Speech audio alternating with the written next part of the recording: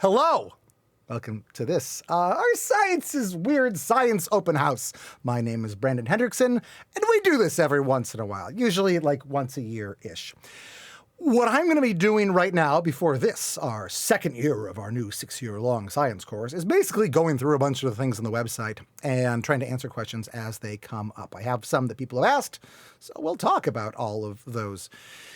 Through the entire thing, I want to give you a sense of what it feels like to be actually in one of our lessons. Although, I don't know, not perfectly, because the way that it actually feels like to be in our lessons is, well, I'm getting ahead of myself. This is our website. So, you can actually flip through it if you'd like, even right now as you watch this, and write down any kind of questions that come to you for this. My name is Brandon. I keep saying that. I am the father of two, and when do you stop saying 2.5 kids? My daughter is like 18 months old. My youngest daughter is 18 months or something like that old right now. So 2 or 3 kids.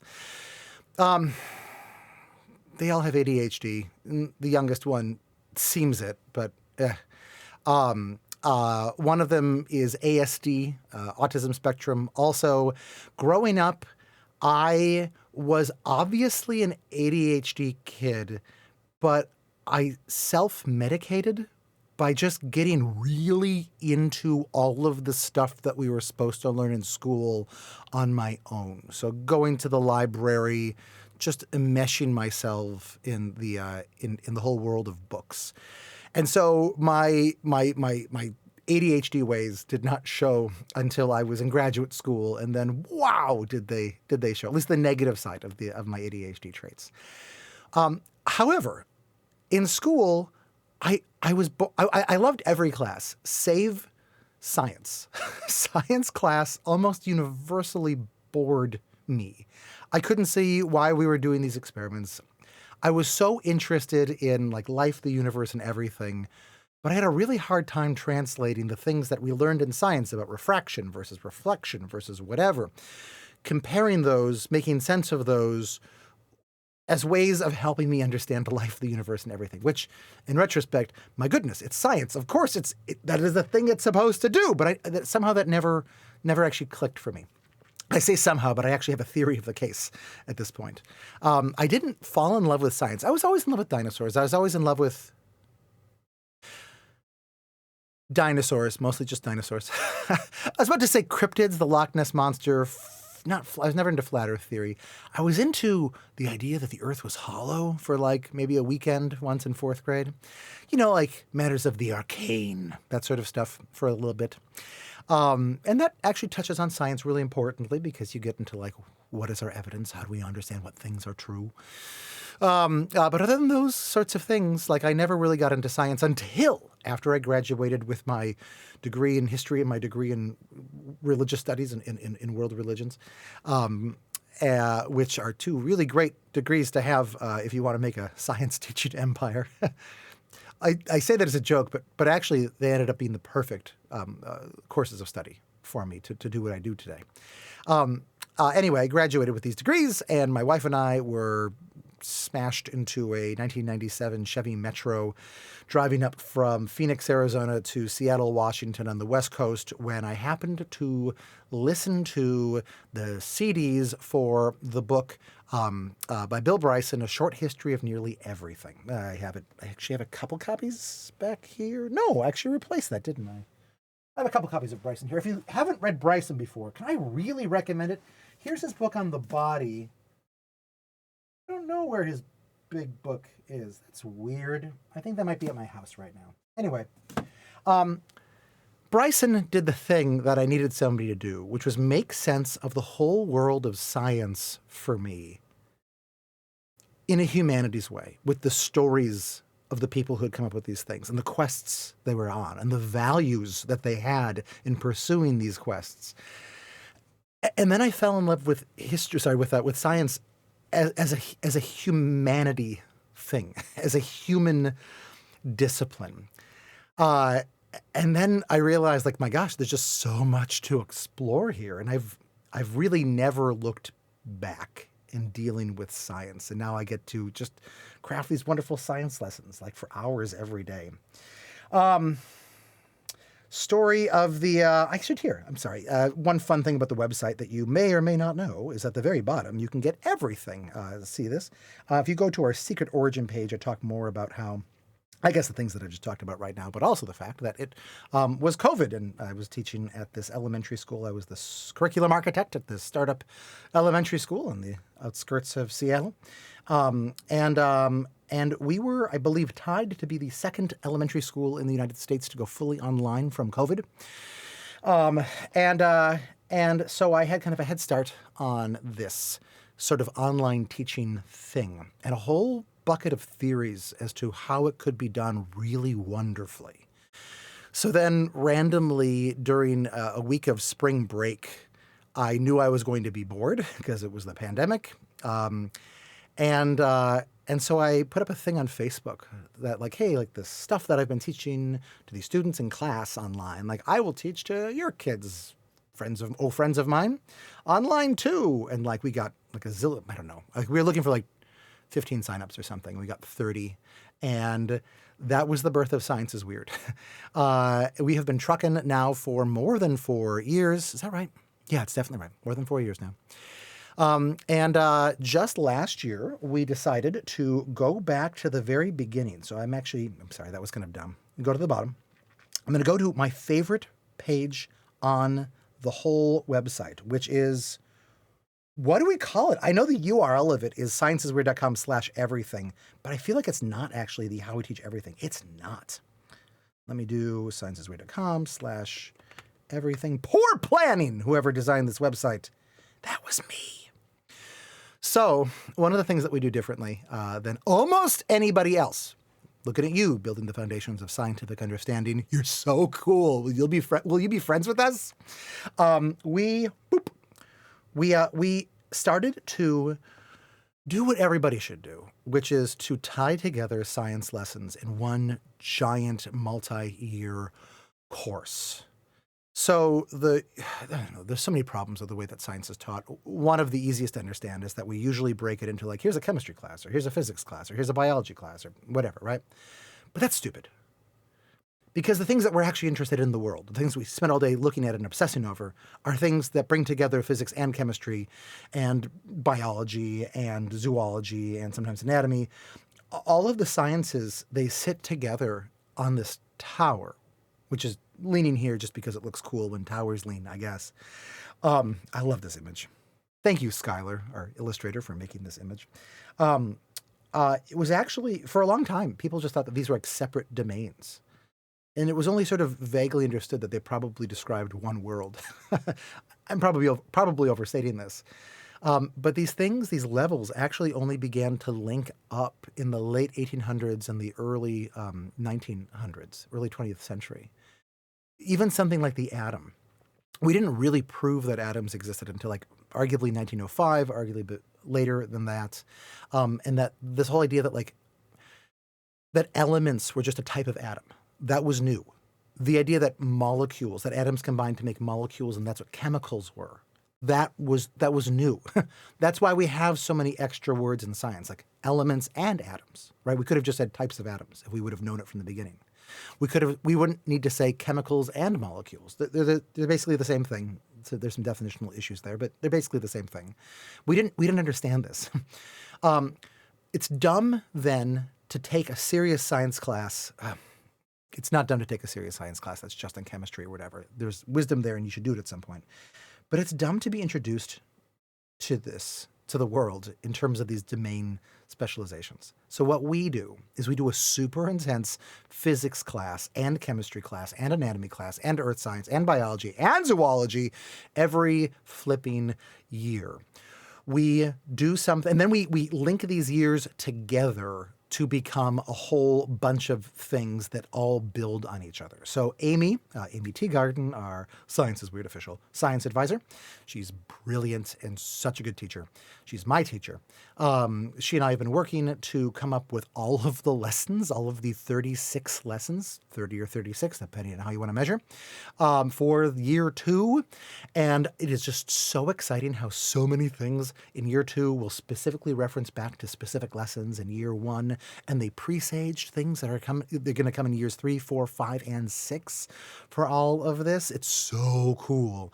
We are building toward the very final class that will be held mostly in May of 2029, which is going to be, you think it's crows, but it's actually aliens. Usually these are in an exact order, but we can do whatever we want. And for this one, and probably this one alone, we are swapping the order. So we are building up to aliens this whole time. Almost every topic does in some ways connect up to aliens. We don't know anything about aliens, except theoretically we do. We know quite a bit about aliens, theoretically. And so we're going to imagine what aliens are likely to be like and not be like. It's so cool. What am I talking about? Talking about the things that make us different, the fact that we link up beyond years, the fact that we every year do a bunch of these things. The fact that we pick specific topics every year for these things. So when we look into earth science this year, we are not just saying, here's the important things about earth science. I'm going to tell you the truth. Nobody cares about earth science. Nobody cares about geology except for geologists. Nobody cares about meteorology except for all of us. Okay, yes, but like the technical things, nobody cares about meteorology except for meteorologists. But we all care about the weather. We all care about clouds because clouds are so cool. We all care about dirt, or we should, because dirt is just mind-blowing. You take it for granted. Nobody cares about mouths except for those of us who have really big mouths. Nobody cares about volcanoes except for every 8-year-old ever. What's an interesting thing is that all these topics that we've chosen, we chose specifically to be things that are kind of boring, except for volcanoes and nuclear power and aliens and black holes. I think that's it. All the other things are things where if I said, hey, come listen to a talk that's being given over here about mushrooms. I mean, I don't know, like maybe you'd be interested, but probably you wouldn't be. But oh my gosh, like mushrooms are so... If you've taken the free lesson that we have online, hopefully, and you're here watching this right now, like hopefully you recognize how cool mushrooms are. We're going to replace these soon. We really should. These are really old lessons that we have. These super old lessons that we have on here, back before we rebooted all of this. But you can see how cool mushrooms are. This is the way that we do science. Except this is a stupid way of talking about this because the actual, that's like how all the lessons fit together. But, an important thing to understand here is that, what do I want to do? Is that every single one, of these lessons, of these topics has 5 or, depending on how you want to count, 6 different lessons in part of it. So we have, for lungs, right? We had 6 different lessons. They are each given live once a week. I'll talk about the options in just a sec. But 6 different lessons, and every one of those lessons, what I feel like I want to be famous for is the way that we in Science is Weird teach our science lessons, which you can use for truly anything. We've actually worked on it in Science is Weird even for grammar, punctuation specifically, and in math. But what we don't do is bark out a lot of facts at people. Not even cool facts, although cool facts are demonstrably awesome. Instead, what we do is I ask a riddle. The riddle is usually something that sounds dumb, that sounds kind of obvious. Here, actually, I literally have a list of all of the ones that we did from the first year that are here. I never use these, but I'm just kind of impressed, when I look at them. They look really cool. Why don't you have gills? What's in your chest? Who had the first lung? What happened to my stamp? Oh, I imagine that I accidentally inhaled part of my stamp when I was a kid. What's asthma? What's a house plant made out of? These are some of our ones for lungs are weird. And then the end of it, and I'm not going to say any of those out loud. The end of it is a revelation. is a fact about the world that is a big fact. It is a huge disciplinary fact. It's the sort of fact that a geologist really wants you to understand, or a meteorologist or whatever, right? It's like one of the big things that like helps their whole discipline hang together. But it would be so easy to do that in a boring way. Instead, we have chosen the way of pain. We have chosen to take this really cool fact and to start it with a riddle and then to tease out the answer as we go. And to find a way of emphasizing the absolutely revolutionary identity of every one of these revelations, every one of these cool big facts. We help you understand them, and kids understand them, in a way that turns totally upside down something that they just always assumed about the world. Because at the end of the day, science, the thing that makes science awesome, and has since Anaximander back in about 600 BCE, is that the things that science shows us upend everything that we assume. The universe was not made for humans. It was not designed to fit inside of human minds. The universe is always like 13 steps beyond what we would have thought it was. And the whole path of uncovering that, it should provoke wonder. It should provoke awe. That is what every Science is Weird lesson tries to get at. We recently here, I'm saying too much. I have a blog called The Lost Tools of Learning. If you go to losttools.substack.com, I actually recently bit the bullet on this.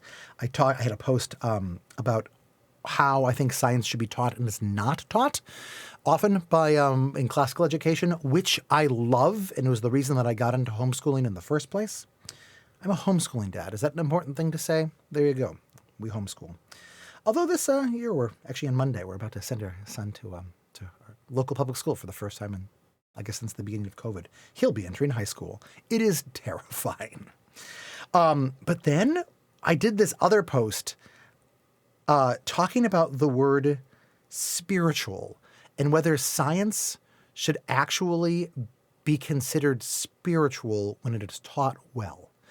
The TLDR of that entire conversation is that if you lead with the word spiritual, it has way more potential to confuse people and to imply things that we definitely do not mean. So I don't lead with that. But if you're interested in like really trying to see sort of like the deep emotions and like sense, not just sense of meaning, but like,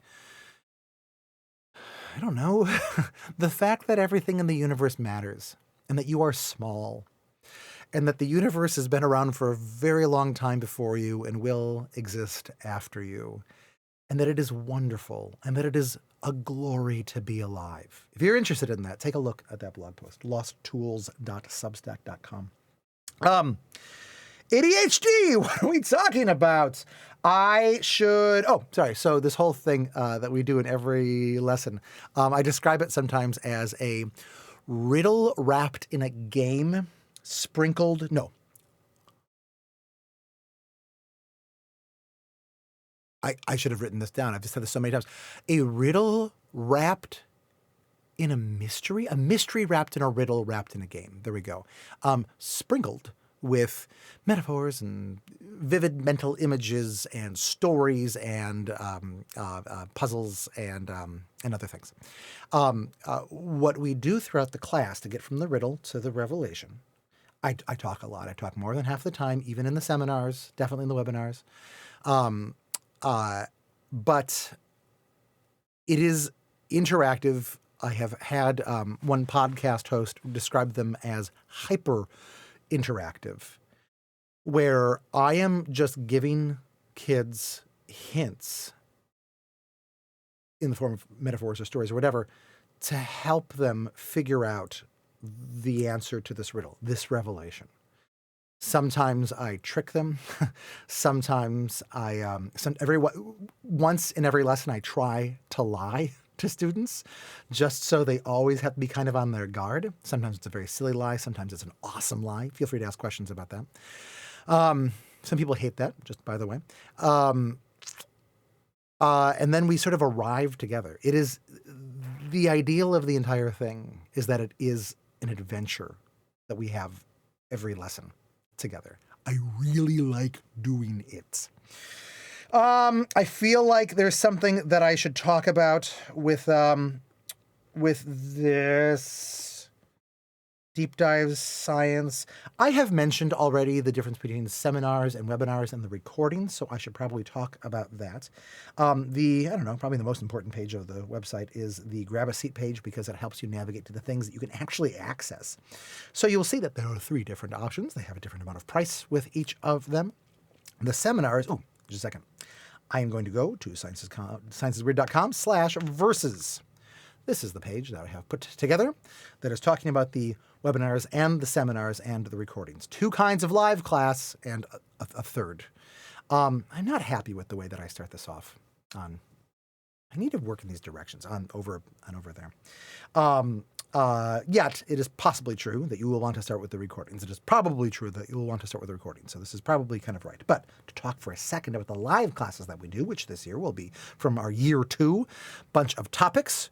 Starts off with light and then fire for chemistry and then eyes for anatomy, physiology, and then volcanoes for earth science, apples for botany, microbiology, and cats for zoology. I think I'm getting all of those.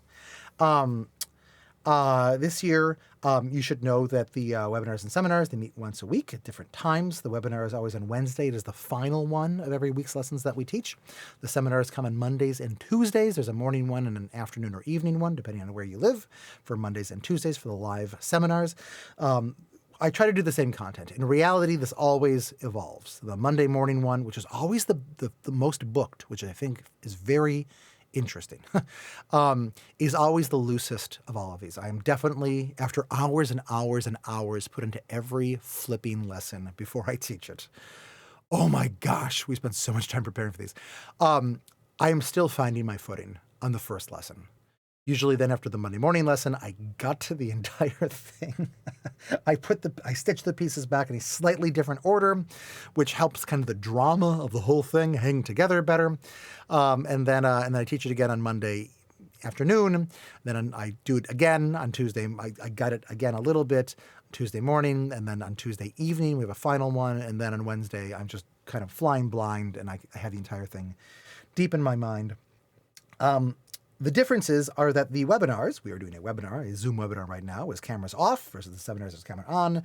The webinars is for all ages. I need to update the seminars to be for ages 8 through 16. Every year we add on an extra year for all of these things because we are grandfathering in the kids who started with us. Webinars are interactive versus hyper interactive. When I was on a homeschooling podcast a year ago, the mom who's leading the podcast, she was saying, no, I think the webinars are actually hyper interactive. So then I guess the seminar should be super hyper interactive. You get the idea. Oh crap, we need to update the monies on that. Well, that's been out of date for a year. Who runs this business? One must ask. And I recommend these things. We also need to update this because the webinars, frankly, they're just 90 minutes. They're supposed to be 80 minutes. And the trouble is the more that I teach every single lesson, the longer they get because that's just what happens. I just find more cool things. And even though I'm making them slimmer, I'm also making them fatter. Don't know what to tell you. Skylar, if you're watching this, we need to update so much of this. Anyway, the live, the numbers that count are actually on the Grab a Seat page. And then, I should probably check all this stuff here. Let me not even show this right now. The final thing that we offer is the recordings. So, starting this year, what we are doing is simplifying the recordings option. We are making all of the recordings accessible only by doing the, going and getting a account through the website. This is a whole different thing that Zoom offers. The beautiful thing about this is that one, they will be lightly edited. So that's cool. Like it'll be faster to watch and easier to watch. I'm really sensitive to the fact that it is not as fun to watch a recording of something typically as it is to watch it live. So we hope that editing them makes them better. But two, when you do the recordings option, you then have access to every single lesson that we have ever taught. This online recordings only subscription, it gives you access to everything. So you can go through anything that you want at whatever pace you'd like.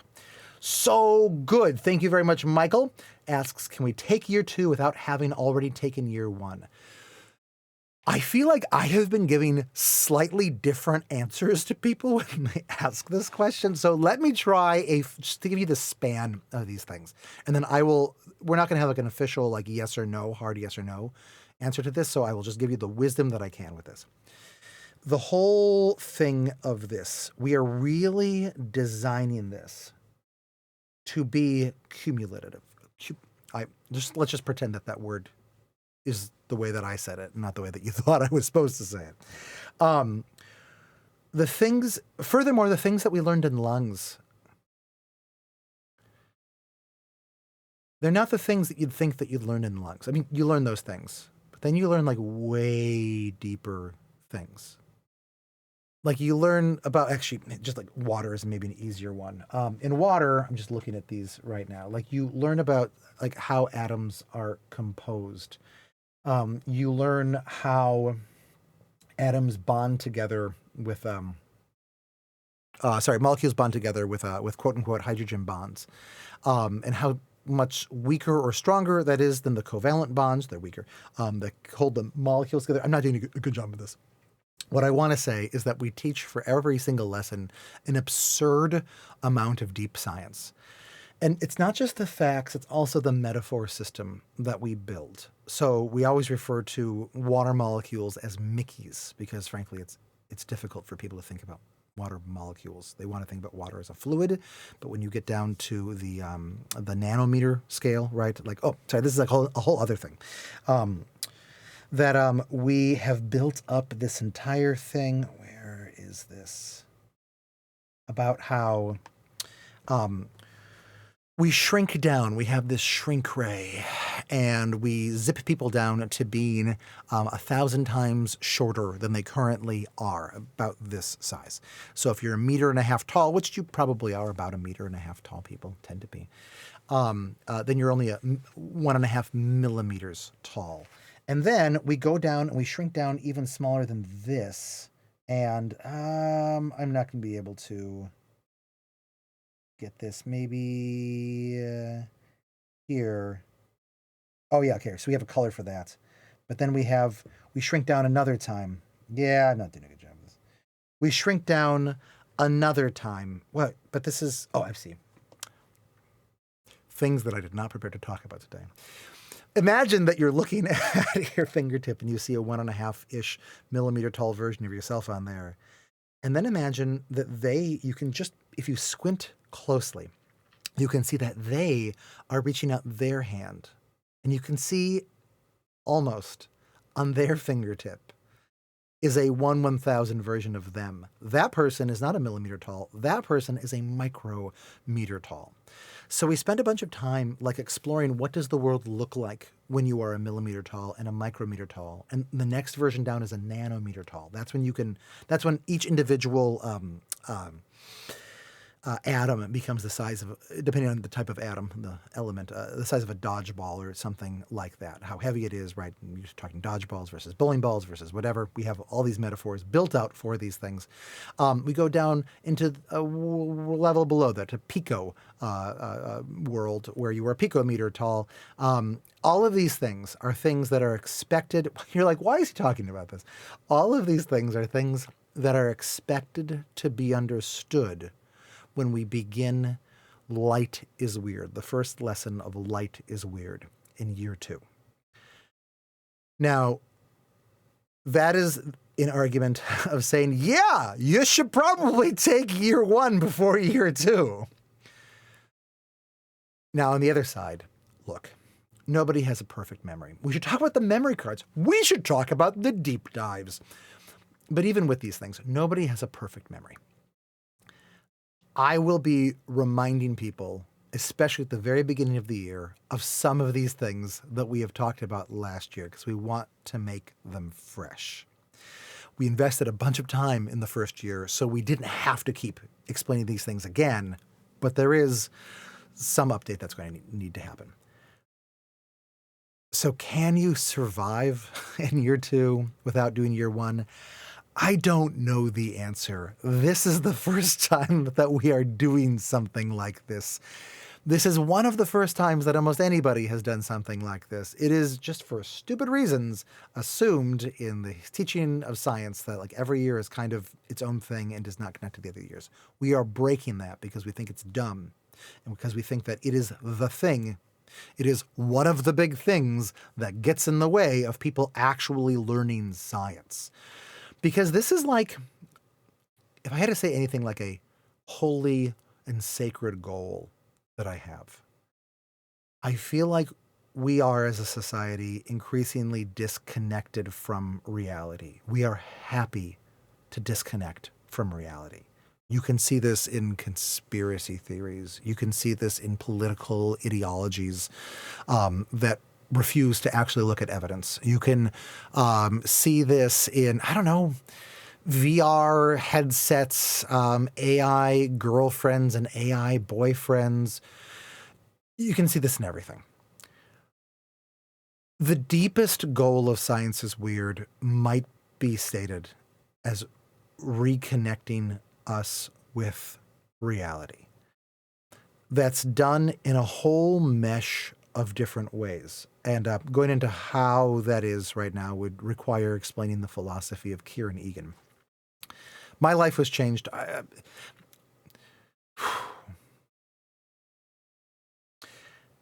After college, I fell in love with just the whole question of how do we learn things?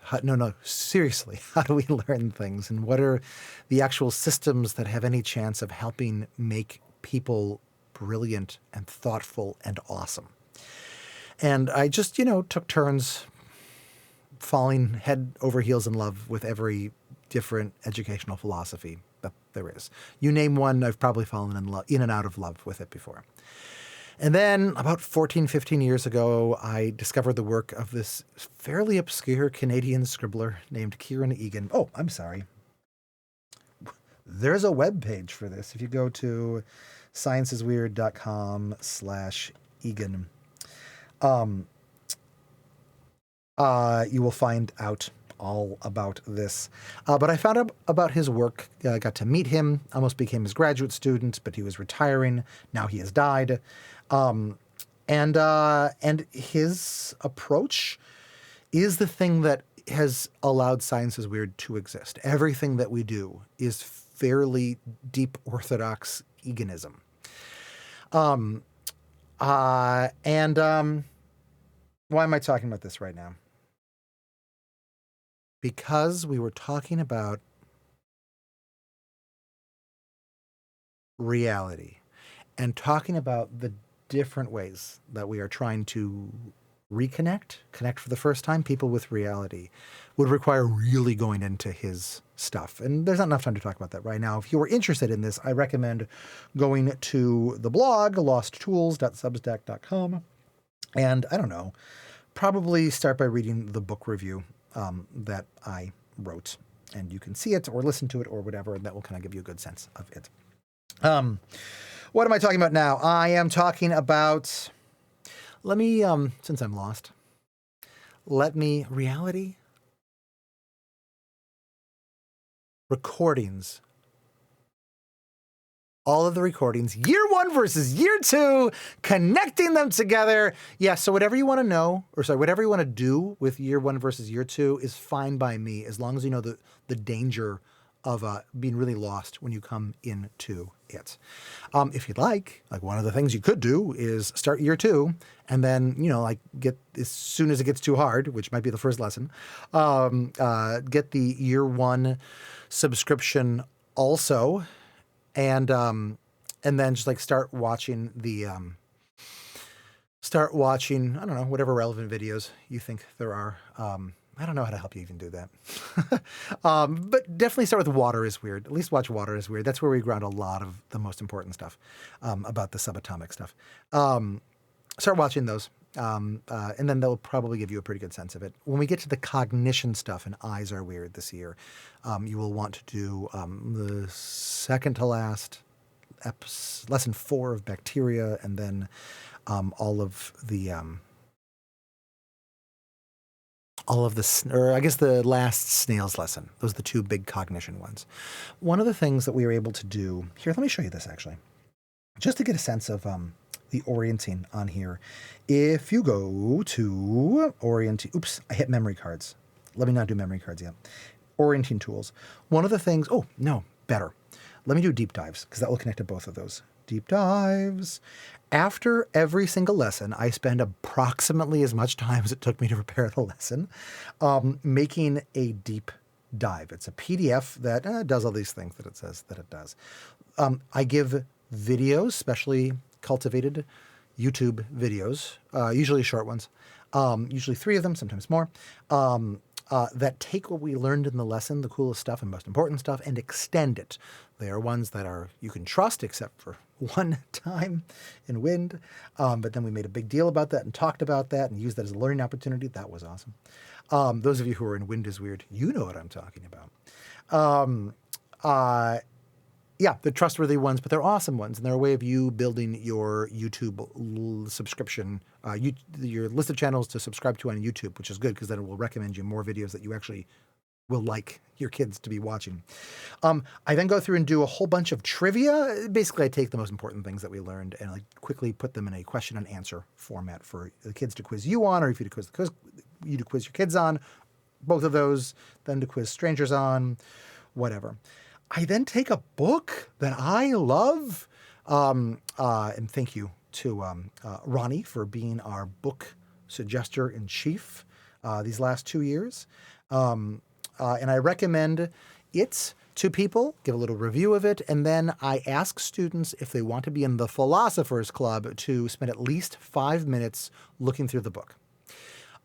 This year I'll be giving like specific chapters or pages for the books much of the time for those.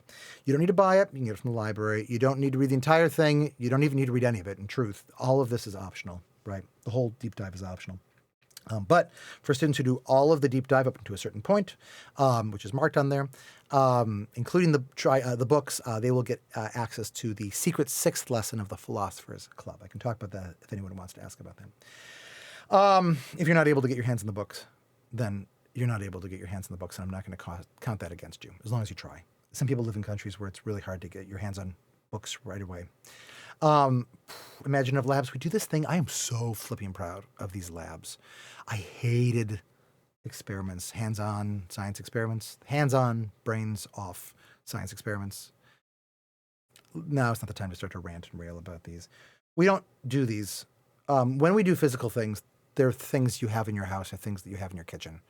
But more of the time, what we do is we just get you to take a look at the thing that we are talking about and imagine that the stuff that you just learned about, which is awesome and revelatory, that you can actually see it and experience it, taste it, smell it, depending on what lesson it is, in the thing that you are looking at. To actually take the academic intellectual knowledge and to bring it into your perceptions of the world to help you perceive the world better. Oh, it's awesome. I wish I'd had this as a kid. And then we do these orienting tools. We do memory cards where we take all the coolest things that we learned about in the trivia and we turn them into Anki cards, spaced repetition flashcards.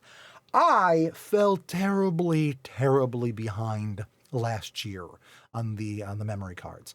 I won this big book review contest and my life sort of exploded, and now I'm doing this blog and I'm writing a book and it's super exciting. But I had to just start crossing things off of my to-do list. It's been very crazy the last year. I love it. But we now are caught up as of today we finished up the flashcards for lungs. So if you subscribed last year, you can get the last ones for lungs. And I have hired somebody to go and do all of the other ones. I do the text. She puts it together into flashcards. You know who you are. If you're watching, thank you. Thank you. And we will be on those this coming year. That is what the spaced repetition cards are. The promise of these things, and the truth of these things, this is a discipline that I've done for more than a decade, is that the coolest things that we learn, they can really become part of your operating system. We also use them in close reading, which is a different thing that we do that we'll be talking about next week at a different open house. We also, though, have these orienting tools. And last year, we spent a bunch of time starting them. Boy, that took a lot of work. I mean, spending less time in this this year, but it's fine because we've already done the hardest work. Last year, we did a whole geography one, so students know now a bunch of the most important countries of the world to find various ways. All the continents, the oceans, the biggest rivers in the world, the biggest mountain ranges, the highest mountain peaks. I'm not sure if we got to that one. Biggest deserts, I think we did that. Whole mess of things, so we can talk about that, which is really important. You need to understand geography. Saria asks, why is math so important for science? Fantastic question. It's not for science is weird. So I don't want to get too much into Egan right now because I can't shut up about his philosophy when I start doing it. I'll just say this. There are these old tools that we use to understand the world. There are things like story. There are things like mental images. There are things like metaphors. There are things like actually touching and feeling things. They are intuitive for us. They come easily to us. We have co-evolved with these tools, these different ways of thinking about the world, these certain mental forms. And as a result, songs, poems, rhymes, certain linguistic things, jokes, humor in general, mystery. As the result of this, these things are cognitively privileged. And then, starting like 2,500 years ago, been really blowing up in the last couple hundred years, we've invented all of these new ways of making sense of the world. Math is maybe the biggest of them. Logic is a really huge aspect of this. Careful experiments with hypotheses and blah, blah, blah, blah, blah, right? These are all of the things that we think about like modern academic approaches to the world. These are them. Usually, we make the mistake in science classes of using these things to teach kids about the world. This is at the core of what we get wrong teaching science. If you just teach in these ways, you will have a few nerds who will understand what you're talking about, and they will feel it, and that is like their intuitive way of coming at the world. That is almost what we mean by nerd. I can say this because this is sort of me. But you will lose everybody else. They can mouth the words, but they will never understand what's really going on, or it's hard for them to understand what's going on. We don't come at science through these tools. We come at science through all of these tools. And we use that to really raise up people's understandings so they can intuitively make sense of, I don't know, if I ask you, like, how does, like, what would, I'm just trying to pick something that we've never talked about before. What's Jell-O like? I don't think we ever are going to talk about Jell-O. But you can say, okay, like, I know that Jell-O is made from, like, horse hoofs historically. So that's going to be really full of keratin, which is a type of protein. And proteins are this certain class of molecule. And if I shrunk down to be only a nanometer tall, then I would this is the way that most proteins would look. So if I'm imagining how that would be inside of Jell-O, I know that Jell-O, you take a little bit of powder and a lot of water. So that must mean that these giant long ribbon molecules that look like this, they're the size of houses or buildings, that they must have all these Mickey molecules between them. And then that must be, right, like, so, sorry, what am I talking about? What I'm trying to do right now is give an example of how I go out of my way to avoid using math to teach science. Because I feel like you need to have a qualitative understanding of the world before you have a quantitative understanding. I feel like when we try to teach science through math at the beginning, we give the illusion of understanding. but not real understanding. This kind of understanding really does have a place in like modern professional science. And if one wants to become like a real scientist, right? Like, and even like a real kind of nerd, like you need to then add on these quantitative tools. But what we do in Science is Weird is we mostly build up these tools to give a deeper, fuller, more scientifically accurate, more predictive model of the universe than you could ever get by just starting with these. We're talking about maps. We're talking about big history timelines. This is actually the thing that I blogged about just this morning. So if you're interested, go to the blog, frankly, and look at that. But you'll get kind of a sense of this. We have people build these things in their houses. If you want, it's totally optional. But then all the things that we learn about, we plot on these big history timelines. One of them goes back here. I actually can show you what this looks like the second, weirdly. Nasta timelines.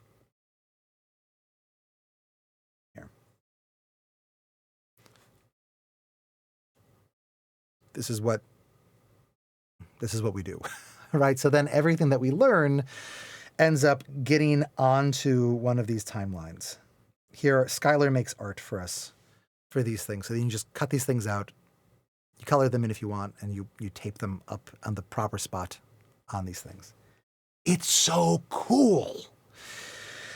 Note that this is all the old tools still, right? This is images and this is sort of metaphors. Time is a line, right? We do these size lines also, where we do the shrinking thing, and we do that, really take that really seriously, where we then, I'm not even going to show it to you right now. There's not enough time for it. If you want to ask, I might be able to stay after and talk about it. So we do all this, and it's really cool. What are we talking about? Let me answer some questions right now. That would not be a terrible thing. Laura asks, does the live classes option not offer past recordings as well? It doesn't. Hold on. Is that fully true? Because we're shifting to this year, and I hate dealing with systems. I find them very confusing, and I get frustrated. Do the live classes option not offer past recordings as well? I believe the answer to be no on this. Now, legitimately, if you are in the live classes option and you say, hey, I couldn't make this one lesson, can you send me the recording? Don't send it to me. I will take forever to get back to you, and then I'll say, please ask Angela. But if you ask Angela at sciencesweird.com, she will say yes, and she will send it to you right away, and you'll be able to watch it. So you will be able to watch that. It's possible that there'll be something else that we'll be adding in that will allow for that, but I think the answer will be no. We're still kind of working out these systems. Will the recordings for year 2 be online soon after your live classes? Fantastic question. The answer is yes. The fuller answer to this is that I think what we're committing to doing, are we really committing if I, as the founder and runner of the business, say I think we're committing? Probably not. What we're aiming for is to get the recordings edited by the end of Friday. I think we might be aiming, I forget what I've told our new video editor. I think maybe we're actually even trying to get them done by the beginning of Friday, which is to say by the end of Thursday. Yeah. So shortly after that. I should probably say so many things because there are so many things to say. This has been, I hope this is obvious that this is like a dream project of mine, right? Like this is the way that I think that science should be taught to everybody or something like this, right? I don't do it as well as I want to do it. I do about it as well as I think I can do it. But then like looking back at it, I feel like, could have done it better. And it's, what we do is not for everybody because no one instantiation of any class can be what is needed for everybody. Let's just say that. But like so many of these things are the things that, having obsessed about what is the best education for years and years and years and years and years, and like what is missing, and like what is the beautiful thing that classical education, the beautiful thing that Waldorf, and the beautiful thing that Montessori, and the beautiful thing that unschooling, and the beautiful thing that outdoor schooling, what are the beautiful things that all of these have, and like how can we combine these together in an Egan framework? This is what Science is Weird is. I should not have bitten off all of this. At this point, I feel like, wow, like I wish I had promised a bit less at the beginning of last year, but we're doing it. Even if it's painful. I should probably talk about the recordings that people get are the recordings of the webinars. We never show student faces or have student voices on them. We take privacy super seriously. And that is why they take a little bit of time. If you want to run behind on this, there's no reason that you need to keep up, except if you go to the bottom. Oh, I'm going to show philosophy too, because I'm going to show the Philosopher's Club. One of my other, bugaboos about science education is that it's science and STEM. I hate the word STEM. I hate the concept of STEM. It is the bad way of doing science. I shouldn't say things like that. I'm sure that some people do it amazingly, and they probably do. And I know that they do things that I don't do just because my brain doesn't go there. Like they integrate engineering. My son is an engineer. I'm an anti-engineer. And frankly, science classes should do this too. Ours doesn't. I can't. So I shouldn't be so down on STEM. But what we really double down on is asking big questions. This is philosophy. We ask big questions about the cosmos. We ask big questions about life. Some people hate this. This is great. Don't take our class. We ask questions about society. We didn't very much in the first year. We used to do more of it. I think we just spent so much time really laying the groundwork for talking about these things. Look for more of this as we go on. I believe we will get into climate change. Some this year with fire. I hope we do. If we don't this year, we get into it way more in other years. Philosophy is, everything. Is this secretly a philosophy course? I mean, yes, it is. But it's also like the most intensive science course that I think you can find anywhere, with maybe the exception of building the foundations of scientific understanding, which I haven't taken myself or done with our kids, but it is what I understand to be the best practices in this. And having looked, I own it. And I'm impressed by the things that I see. Okay, Philosopher's Club. Going back to that now. Some kids need more than all of this put together. What we do for them is we come up with a secret 6th lesson that if you're taking the live lessons, you are only able to get if you have done the deep dives, which means the first section of the, I'm sorry, I can actually show you one of these, and I shouldn't I? What I'm about to show you, actually, I don't need to show you, I do want to show you one that has spoilers on it, because I want you to see what they look like for this year, or these years, since we've rebooted everything. I'm going to pick one from Snails. Here, I'm going to pick the second one from Snails. So, it was an anatomy lesson. Kind of fun. Here are the videos that you get at the beginning of these. Here's page 1 of the trivia, page 2 of the trivia. You can see that these are done as questions and answers like this. Didn't have a 4th one. Usually we don't. Here's the lab. We give this whole link to, her stuff is so cool. A link to this woman in the Netherlands, her website. She's a scientific illustrator, 3-dimensional exploration of a snail's internals on this. So cool. And give a book about Jeremy the snail.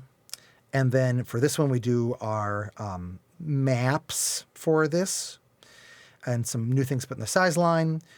Here we have pages for the, avert your eyes for a second, because I don't want you to see the actual answer to the first one. Oh, this is a useful thing to talk about. I'm going to take away the first picture from this, but here is a picture of what we drew in the notebook for the second snails lesson. The page that I'm skipping includes the riddle and the answer to the riddle and the clues, but this is where we really laid out binomial classification. Carolus Linnaeus, Carl Linné, told his whole story. He has a cool story. Maybe he murdered his best friend. Probably he didn't, but he did. The friend did die under mysterious circumstances. And the last person that he saw was Carolus Linnaeus. And they had just had a big fight. So that's interesting. We learned that in the story. There's a reason he's Mr. Human. It's a whole thing. A mnemonic about how to understand Linnaean classification and remember it. King Phil coughed. And what he coughed was genus species. Here's King Phil. We give examples of this. And actually for this one, I think that was it. Boy, you spent a long time in Linnaean classification. Again, laying the groundworks the first year, so we don't have to in the other years. Why am I bringing any of this up? Because, one, it was a thing on the...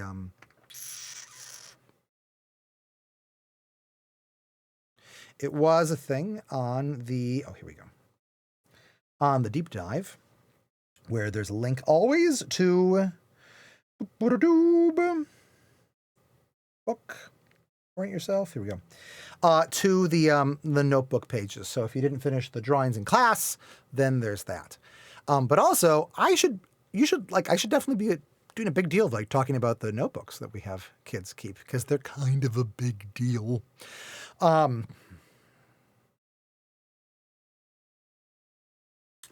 I bring this up because one of the things that you will want to buy if you're taking class is a notebook. Specifically, what we recommend is a dotted notebook. When you sign up, I think Angela will send you a link to one that we recommend, in part because it's excellent, in part because it's cheap. This is, I think, a more expensive version that I don't necessarily like more. Anyway, I don't know if you can see on here. It's probably impossible. But there's tiny little dots on here. It's a sort of dot grid one. It's what I recommend. Your taste will differ in this, and that's fine. We used to buy them for people, but it turns out that we were sending so many of them to people that Amazon assumed that we were secretly a bookstore. And we were breaking their terms of service, and we were never able to correct that with them. We were sort of stuck in one of those loops of just like talking to an AI chatbot. It was an irritation. So anyway, that's why you have to buy your own of those. I'm so sorry. And then memory cards are on here, and then that's it. Good, great. ADHD, what are we talking about? Will the recordings for year 2 be online soon after? Great. So that's. I think I've answered that a little while ago. Are there any other questions that you have? Because we're about at an hour right now. We're really very close to it. We're sort of surprisingly close to it. Oh, I know now why I was talking about that. Here it comes. So if you do, reasons that if you're doing the recordings that you might like to actually get up to date is that you can get access to the Philosophers Club. In order to do the Philosophers Club, you need to watch the videos. You need to do the trivia. We just take this on faith, by the way, that you're doing this. You need to do the labs. You need to try to get your hands on the book, and if you succeed, spend at least 5 minutes on every book. I can't remember if we've said that you need to do the orientation thing. I think we did not. I think we do say the notebook pages. These 3 little dots mean that you need to do it. So I did not do that with the orientation, but I did do that with this. Yeah, good. Oops, I accidentally clicked this link, but you'll see you get a link to The Snail with the Right Heart, a true story. Chirality, really interesting birth defects inside of snails. Some snails are born backwards. It's weird. Their insides coil in the same direction, except for this one snail. And the snail who loved him. It's a heartwarming story.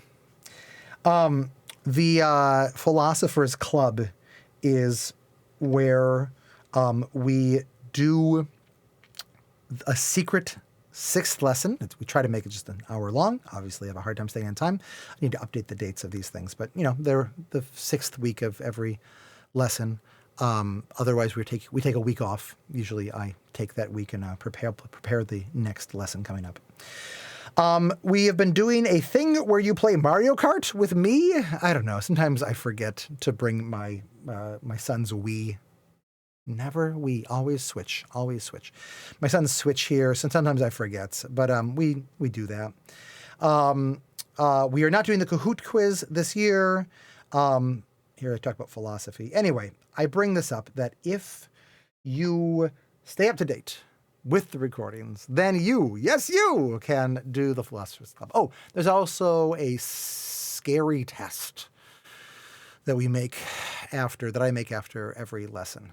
It's very straightforward. It is asking the questions that were the riddles of every lesson, but it's an alien asking them, sort of a dumb little alien named Tom. He's a sweetie, and then you need to explain to him what the answer is and what the answer means in your own language. We do not grade these for you. I give my answers to this, and then you need to, and then you can check your kids against that. I hate grading. When I was an elementary school teacher, when I was a high school teacher, when I taught college, and when I was a middle school teacher, right? Like, grading was the thing that I always hated doing, because I didn't care. I know that I'm not alone in that in any way, but it has been a joy to me that I just don't need to care about that, because I run the business and I can decide what I care about to some degree. Any other questions? If not, then can I say the things that I'm going to talk about here for the very first time? So I am writing a book. Can I pull this up right now? I bet I can. Kickstarter. I'm writing a book. And should I show you the Kickstarter? It is not ready yet. So maybe I shouldn't do this. But I will anyway, because thanks for watching all the way to the end. This is nice. The book is how to do this entire sort of philosophy of education for homeschooling, but for all of the subjects. I'm really excited about this. I'm really, really excited about this. This is what I feel like is the purpose of my life, right? It's like to get this into people's hands, into existence. I'm still putting the finishing touches on when I want to actually like do the Kickstarter or whatever, because when you start it, when you launch it, then you can't take it back. Here's the table of contents, roughly. The plan is to actually publish the book in August of 2025. But in order to do this, in order to make it truly wonderful, there's no way that I could just like write down like these like practices and say, do these things, and then they're great. I mean, I think they'll be great, and I wouldn't write them if I wasn't confident of some degree of this. But in order to make them truly wonderful and truly easy to execute, what I need to do is get people to be the guinea pigs in this. To get people to, boy, that's the worst possible way of framing this. How about this? These ideas that I have, they're like bones. And what I need to do is have people put flesh on the bones. What I need is a skeleton army in order to help me come up with this. Asking me questions, poking holes in the things that I'm saying, hey, I tried this and it went wonderfully. This is good knowledge to have. Hey, I tried this. My child now is refusing to talk to me. This is good information to have. I want to know about this.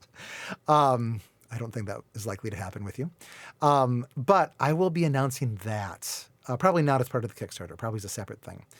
We're going to make a year-long online community for Egan education for homeschooling, the first of its kind, where we try these things out. It will be a tight community. It will be a closed community. Eventually, I hope it to become the seed crystal of everything that Egan education can become in the homeschooling community. So I'm really excited about this. That's one thing.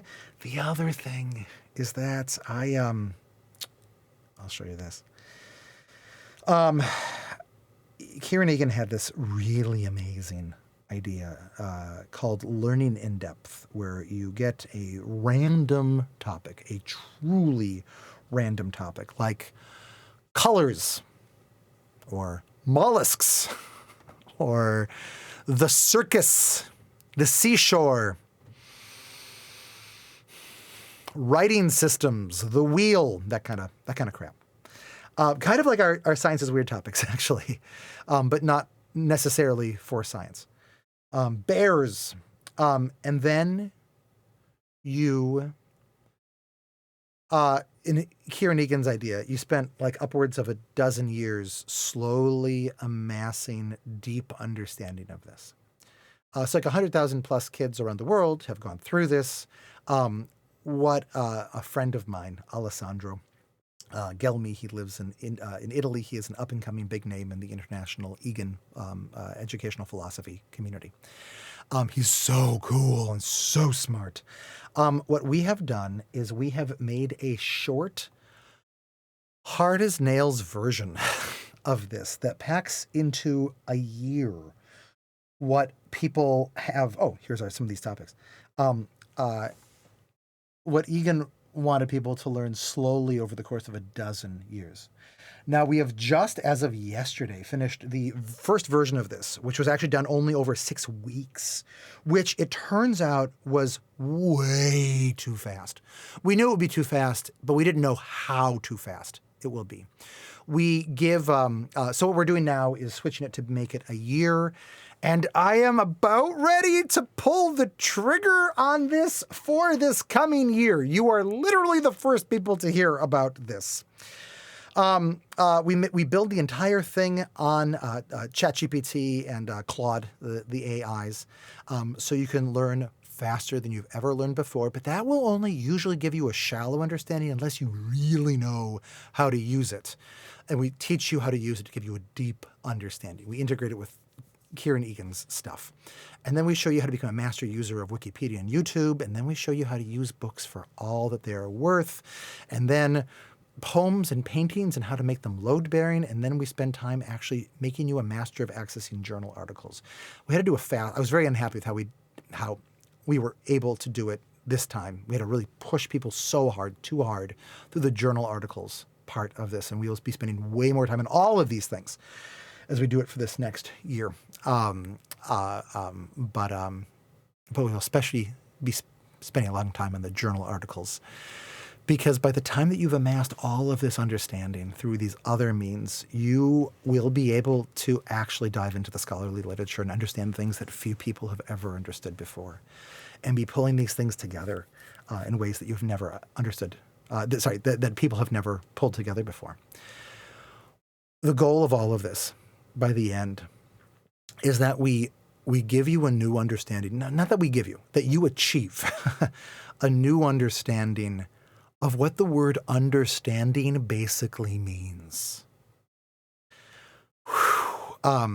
We mean this to be a life-changing class. My hunch right now is that we will start this in October, but we need to figure out all the details of this. All right. If there are no further questions, and I've given those 2 major tells, that's kind of fun, I'm going to go. Thank you so much for coming to this. Thank you so much for watching this. You're great. Unless you're not. We probably haven't actually met. I am enough of a stickler for details that I don't want. Maybe you're some sort of psychopathic killer, but assuming that you're not, and assuming that you treat your animals well, you're great. Thank you very much for coming to this. I will see you. Oh, is this for adults? That's a great question. I don't know the answer to the learning in depth thing. I don't know the answer to that yet. We're in discussion right now about what the best way forward with that is. Good question. Subscribe to our mailing list and subscribe to the blog, and I will be announcing more details about that as they come on. Okay. Whew. Thanks. Toodles.